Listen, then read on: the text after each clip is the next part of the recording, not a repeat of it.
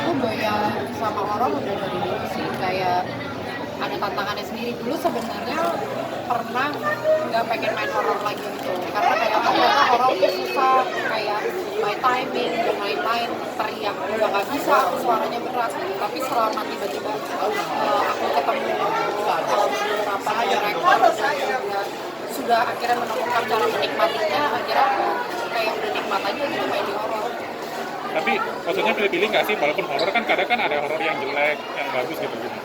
Sebenarnya yang pasti aku baca ceritanya dulu sih, lebih kayak menurutku skrip tuh nggak ada yang jelek, nggak ada yang kayak gimana, tapi kan kita harus menciptakan manusianya itu sendiri. Nah, gimana caranya aku menciptakan manusia itu dan berhasil, makanya aku biasanya based on karakter dulu yang aku lihat.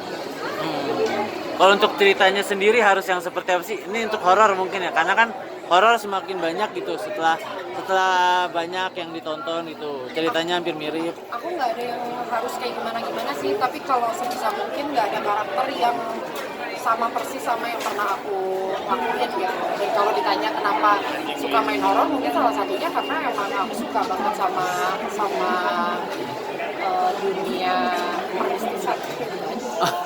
Serius? Ya, Suka dengan tontonan dunia? tuh Oh, kayak tontonan di YouTube juga yang Sarah Wijayanto, Jurnal Risa gitu, jadi ya udah relate aja. oh. Kenapa tertarik Mbak? Nah, kenapa tertarik? Seru Ada. aja sih kalau menurut aku, karena ya itu kayak ada dunia lain di dunianya Pak. Tapi mempercayainya nggak?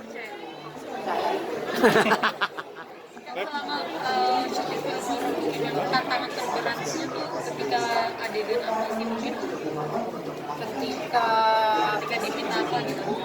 ketika diminta apa juga aku bingung sih sebenarnya. Aku malah lebih akan di kayak dulu tuh takut misalkan di sini pada bisa teriak gitu, aku akan nanya director dulu kayak gimana ya, kan aku suaranya kayak gini, aku takut bisa teriak seperti apa yang biasanya orang imajinasiin orang teriak tuh kayak gimana gitu.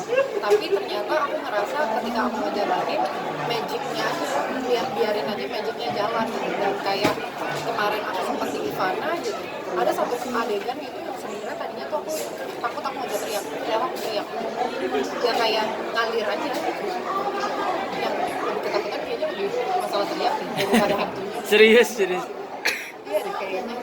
Tapi ada maksudnya sampai akhirnya jadi ketakutan, nggak bisa teriak, ada masalah, ada suatu hal apa gitu sampai akhirnya itu jadi insecure banget ya dalam diri ya? Karena selalu dari dulu tuh aku dibilang suaranya kayak cowok, Oh. terus kayak serak dan lain-lain. Terus aku kayak misalkan kedufan ngedengerin orang teriak gitu tuh kayak makanya itu balik lagi ternyata ya aku ngerasanya kita datang ke set, kita udah jadi karakternya, pas ngelakuin ya tiba-tiba bisa teriak, itu magicnya. Makanya aku bilang kayak biarin aja magicnya jalan. Setelah ngelakuin dan bisa, akhirnya lega kah atau seperti apa? Bangga gua sama gua. Bangga sama diri sendiri. Tapi bangga sama diri sendiri dan nggak mungkin kalau menurut aku kalau nggak dibantu sama energi yang ada di sekitar sih kalau rasanya.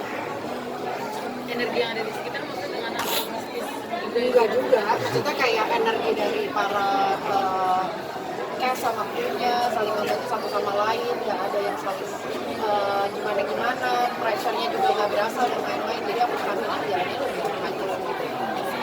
Jangan lupa subscribe ya.